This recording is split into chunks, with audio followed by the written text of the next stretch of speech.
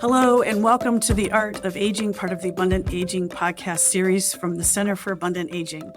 In this show, we look at what it means to age in America and in other places around the world with positive and empowering conversations that challenge, encourage, and inspire all to age with abundance. Today, we're pleased to welcome Kelly de la Rocha to the show. Kelly is a poet, a journalist, and founder of poemRENOVATION, an award-winning arts-based word challenge that promotes creativity, self-expression, and meaningful connections. A 2025 and 2024 Yale Innovation Summit winner, poemRENOVATION is making inroads in academia and in elder care. Welcome, Kelly. Thank you so much. I am excited to be here. Just a reminder that this podcast series is sponsored by the Center for Abundant Aging. To learn more about the center, including our annual symposium in September, visit www.abundantaging.org. So as we get started, usually with these podcasts, I'm going to start in kind of the same places for you, Kelly. You could be doing a lot of things, and you have done a variety of other things in your life to this point. So what drives your passion for this space and the development of poemRENOVATION? Well, this all started in my teenage years, actually. When my parents were divorcing, I turned to poetry writing as a way to help make sense of my emotions and my world at the time. And then during COVID, when it once again felt like my world was blowing up, I thought about those old poems I had written as a teenager. And I wondered if I could find myself as I am today in those old poems. They represented me as a teenager. I knew I was still in there. Could I find myself as an adult? And so I bought myself some magnetic paper on Amazon, and I printed out the first poem I ever wrote, cut up the words and stuck them on my refrigerator and started moving them around.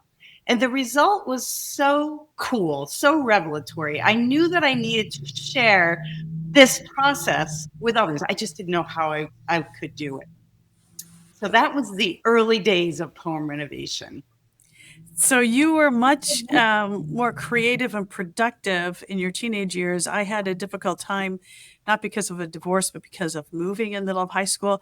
And I went to letters and words as well. I played a boggle by myself in my room, but I have no record of the lists and lists of words that I had developed in that period of time. So also very impressed that you had kept that. And, magnetic paper wasn't available then. So it's also an example of how we can find new ways and new tools to redo things. So you started out with this magnetic paper, you put it on the refrigerator. But tell us how it works today. Okay, but I also want to point out I have Boggle right behind me on my shelf.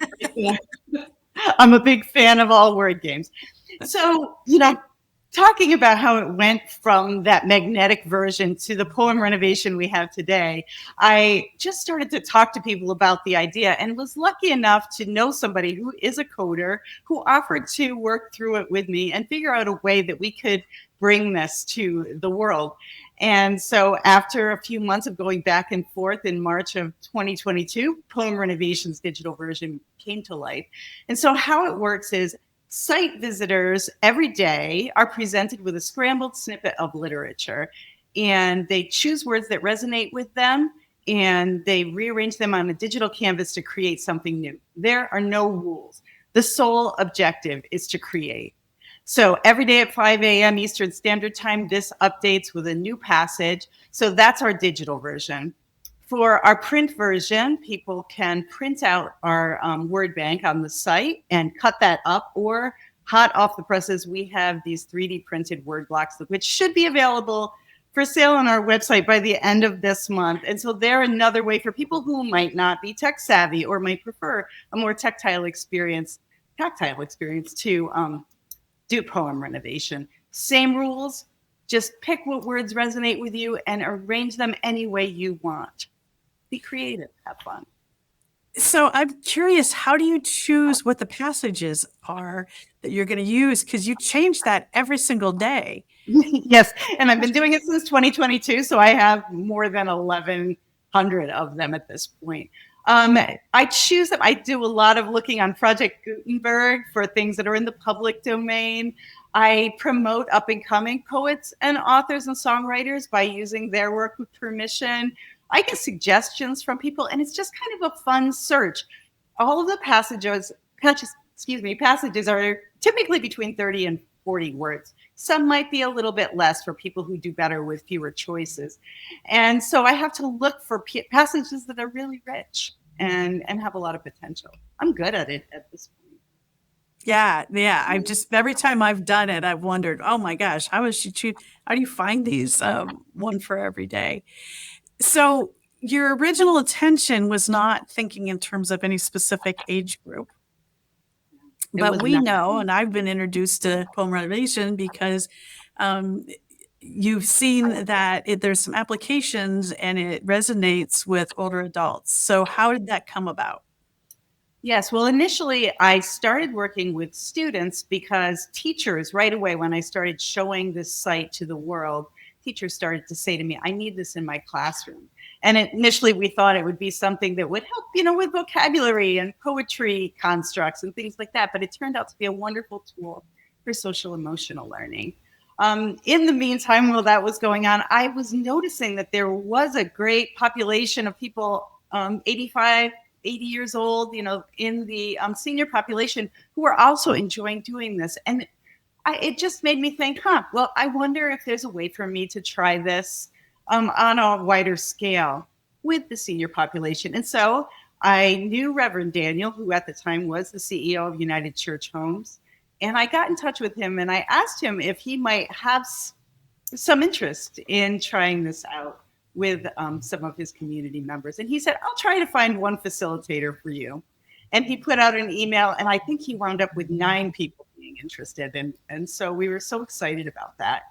Last July, I came out and I did a facilitator training in the Columbus area with United Church Homes. And I was able to put together some impromptu little groups with some of the community members there, and was so amazed to see the magic that happened when people were given these groups of words and the freedom to create with them, especially in memory care. The main story I remember from that July was a mother and a daughter. The daughter was there to visit her mom, Joyce, and Joyce was intently arranging these cutout words on a table. And her daughter, Tammy, was sitting there next to her watching, looking kind of skeptical.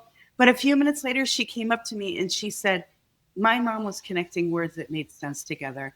And I didn't think she could do that anymore. Yeah. Just amazing. Amazing. Absolutely. And I know that you've known Reverend Daniel for a long time, but I don't know if you actually knew how much of, I'm going to go ahead and call you a name, Reverend Daniel, a word nerd he is, but between the creativity and the wordsmithing, no wonder that he's become a champion for this. So, yes, I knew him from early days when we lived in Pennsylvania, and so did he. And we did bond over doing poetry magnets on our refrigerators. Yeah, so we do have a variety of communities there that are doing poem renovation at this point in time. But your next or your latest in connection with our organization is that you participated in our Entrepreneur in Residence program at our Glenwood and Harmar communities down in Marietta. Do you want to talk a little bit about what that is and what was your experience in those communities and taking poem renovation directly to the people? Oh, absolutely. What an amazing experience, life-changing experience. I lived at the Glenwood facility for 2 weeks in the independent living section of that facility. And I was able to shadow the staff and I was able to work kind of and play. I guess I should call it play because that's definitely what it was, to play with the community members in every section of that building and Hamar Place. So I worked with the people in independent living and also in assisted living and in memory care. So we found that the people in independent living loved the digital version. There were a couple of them that really took to it. Actually, one of the residents there at the Glenwood facility still sends me his poem renovation every single day. And he texts it to me and explains to me why he wrote it. So that's so gratifying to see. That's Mel. Shout out to Mel. And in the assisted living portion, we also found that there were people who loved to do it on their iPad, and then there were others who enjoyed the print version. So a good variety. Memory care was the biggest surprise for me. Reverend Patricia Vargas has been using poem renovation at her Mar Place for quite a while, and she helped me to gather some groups together there. And it was so cool to see the engagement in people that maybe were confused initially when I got there and didn't quite know where they were. When you set them down in front of those words, all of a sudden it was like a door open. And they worked with the words. There was one woman, Marlene, who sat at the table and worked with the words for an hour and a half.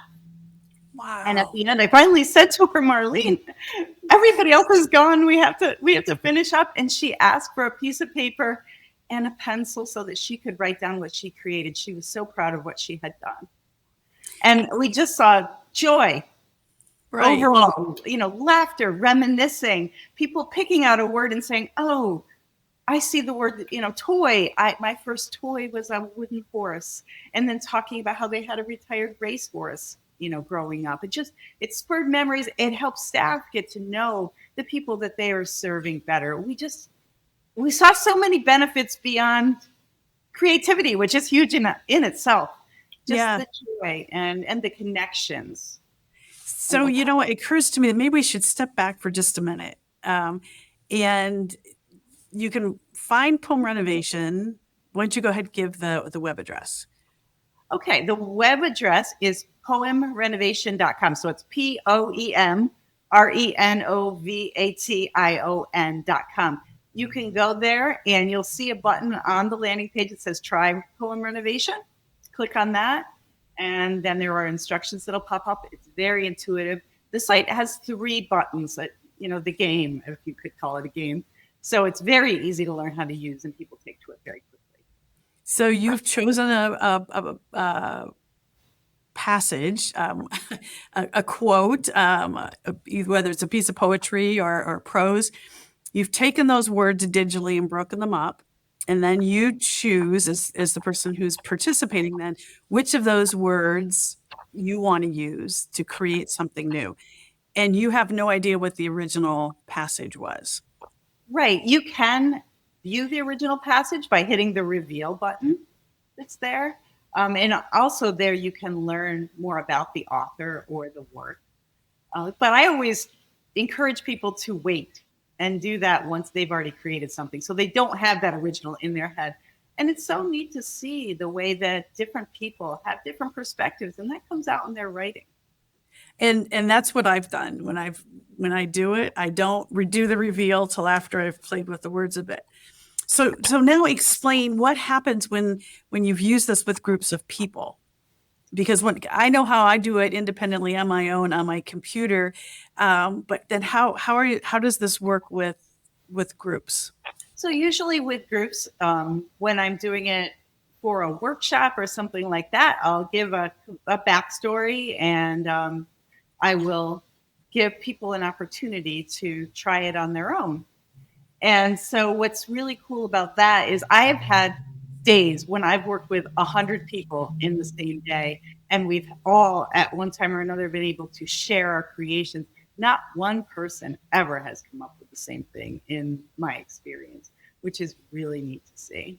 So it's that sharing then of what the participants come up with then which is the most powerful piece, I would imagine. It is. And just kind of being brave enough to get up and share your creation, that could be hard. But once people see that there's no way you can be wrong, and that everything everyone makes is good, and it's art and it's creative, it empowers people. It really does. Yeah. The Mather Institute talks about 3 things that are needed for older adults for good mental health. Autonomy. So you're choosing the words that speak to you.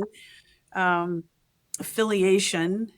And I would imagine doing this as a group, you kind of you're making some bonds with that group.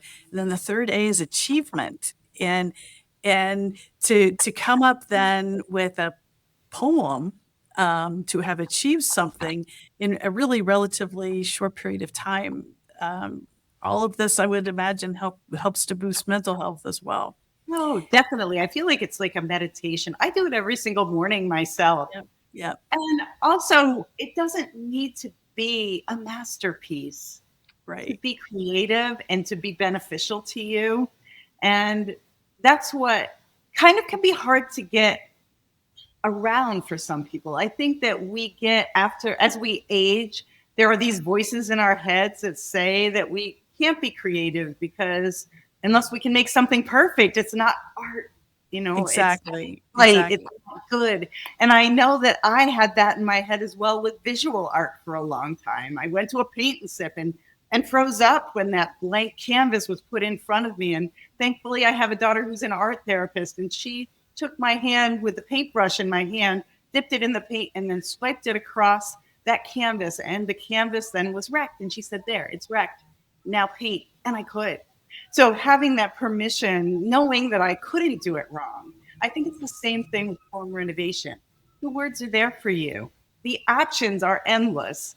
There is no capitalization. There's no punctuation. You don't need to even know how to write a complete sentence to create something.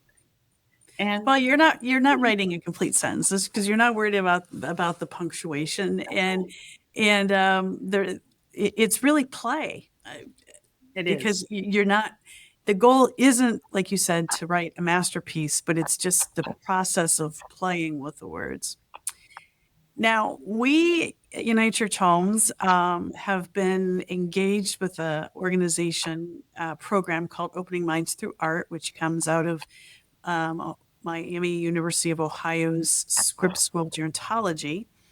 And I know that you had along the way been introduced to OMA, Opening Minds Through Art, and that at a conference earlier this year, you actually met Amy Elliott, the current director of that program, and some amazing things have happened since then. Do you want to talk about this? I'm so excited. Oh, absolutely. Because opening minds through art and poem renovation are pretty much the same thing, just using a different creative medium. They're doing visual art projects, and I'm doing things with poetry and writing. And I got introduced to Amy Elliott. I believe it was through Reverend Daniel. He connected us, and we hit it off right away. And so, yes, I did meet her in person when I went out to speak at the Ohio Healthcare Association's Conference for Activity Directors back in February. And we started talking about when can we collaborate? When can we combine, that beautiful artwork that they do with the poetry that I'm working with. And so we decided that we would do it when I came out to be part of the Entrepreneur in Residence program in April with United Church Homes. And with the help of Reverend Patricia Vargas, who is the chaplain at Hermar Place, we were able to set up 2 different workshops, one at Glenwood and one at Hermar Place. At the first workshop in Glenwood, we had a high school class of art students who came to volunteer their time to help with the project. And it was so wonderful to have those students there interacting with the community members at Glenwood. They had so much fun just working together. And that intergenerational element was such a great addition. And we just saw beautiful things happen, offering people multiple ways into their creative selves. And I actually have, for those who are watching this on video, I have a picture here of one of the artworks. And for those of you who can't see it, it's a very colorful poem with a beautiful painting of sunflowers that was done by a woman who is named Marietta. She was a resident at Harmar Place, and she was 100 years old when she did that. Creativity knows no age. I am positive of that. I've seen it time and again. So working with OMA is wonderful. We're working on more collaborations as well. That is just so cool. And that intergenerational connection between volunteer and originally OMA was specifically working with those who are living with dementia. That's one of the power pieces, I think, of OMA is that intergenerational piece. But I would imagine that because if you can read, you can do this. Uh, Poem renovation, and it would be an interesting connection point for younger and older generations. So yeah. Absolutely. I already have a Poem Pals program that I do with students on both coasts. So the students in New York and students in California, we've been on Zoom together and had some great connections, sharing poetry back and forth. And I'm working to do that intergenerationally as well now with Poem Innovation. I think with OMA collaborating with me, we're going to do that a lot. I love that. Poem pals. Poem Cool. Pals, yeah, it's like pen pals. Yeah, exactly. So what does the future hold for poem renovation? You kind of gave us a glimpse when you held up the Oh, yes, my little word block. word tile. Yes, I have my word blocks, and that is definitely a cool new development that was inspired by my work. Here's one of the tiles that you can see, inspired by my work with the memory care community with United Church Homes. Just seeing the way that those were so effective. They're easy to read, having a larger font, and they're very tactile, and so they'll be fun to use. So the future of poem renovation includes two parts. So we have these, actually a hard copy, a print version that can be purchased.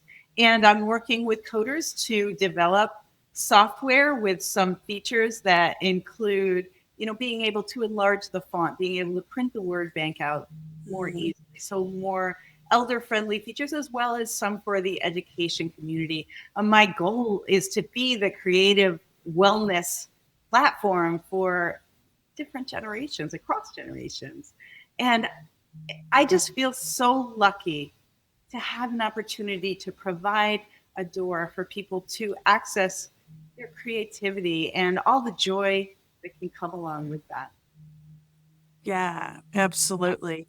And if I'm remembering correctly, on the website, you can save your poem. You can Yes. share it with others on the website for that day. Is that Oh correct? no, you can just you can share it with others. There's a share button. One of Okay. those three buttons at the bottom of your canvas is a share button, and you can text it.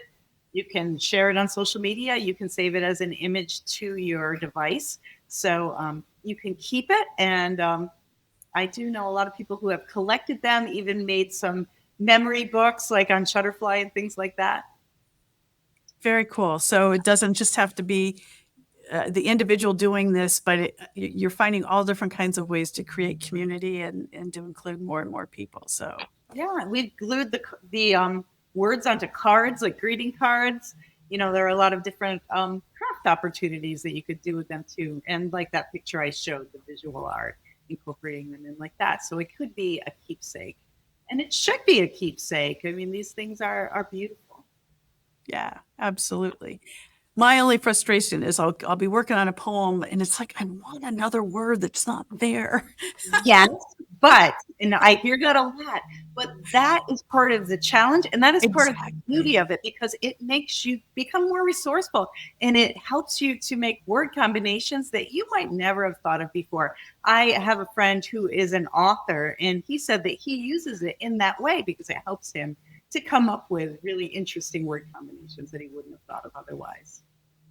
Well, we are getting very excited here in 2025 because you, Kelly, will be one of the folks who will be joining us here in Columbus for our annual symposium on igniting creative potential. And I think you will really like to meet our keynote speaker, Dr. Catronelle Trump, who's in New Jersey. And from what I understand, a part of the work that she has done is she talks about how constraints are very helpful in promoting creativity. And I believe that she has a paper, or may have been part of her research, about Dr. Seuss.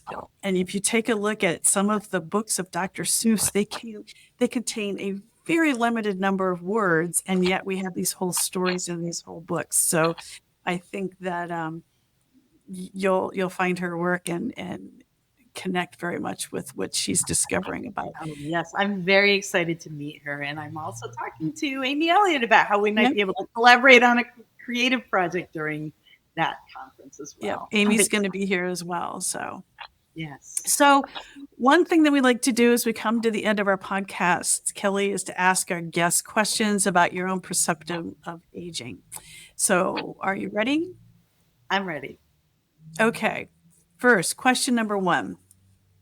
When you think about how you've aged, what do you think has changed about you or grown with you that you really like about yourself? I think the thing I like most about myself as I've aged is that I have become braver. I have Hmm. given myself permission to pursue my passion, ignore those voices in my head that say, no, you can't. Why would you be the one to do this? And I have stepped out into a world of the unknown, the scary, the gratifying, and amazing. And I'm following what I know is the right path. Okay, now for question number two. What has surprised you most about yourself as you've aged? Again, it has to do with this project. I am surprised at my motivation to start something new at an age when people are often thinking about retiring. And I'm willing to go anywhere. I'm willing to do anything. And I don't get tired. It just, I am so driven and so motivated. And I guess I didn't envision that to be what would happen when you were in your late 50s. I thought, I'd be starting to think about, well, where can we go to the beach or something? But no, I am motivated and so excited to be on this path. We would call that abundant aging. Yes. And Absolutely. speaking of, our third question is there someone that you've met who has been in your life that has set an example like that for you about aging, someone that inspires you to age abundantly? There are so many of them. It's very hard to pick out one. I have a lot of them in my creative writing community. And I had to think for a while to figure out which one to single out because they're all amazing in their own way. But one of them is Myra Shapiro. And I met her through the International Women's Writing Guild. And Myra's life story is definitely an inspiration. She started out, the first part of her adult life was very traditional. She got married, raised two daughters. And then when she was about to turn 50, she left her home in Tennessee and went to New York City to pursue her passion to become a poet. She knew that's what she needed to do. It was at a time in the world where women usually just stayed with their husbands and did the traditional thing. And she went to New York and she has been there ever since. She's in her 90s now. She's still pursuing her passion. She has published many books. She has had her work featured in the New Yorker. She's a teacher still. I'll see her this summer at a workshop at International Women's Writing Guild. And she is just another perfect example of the fact that creativity knows no age.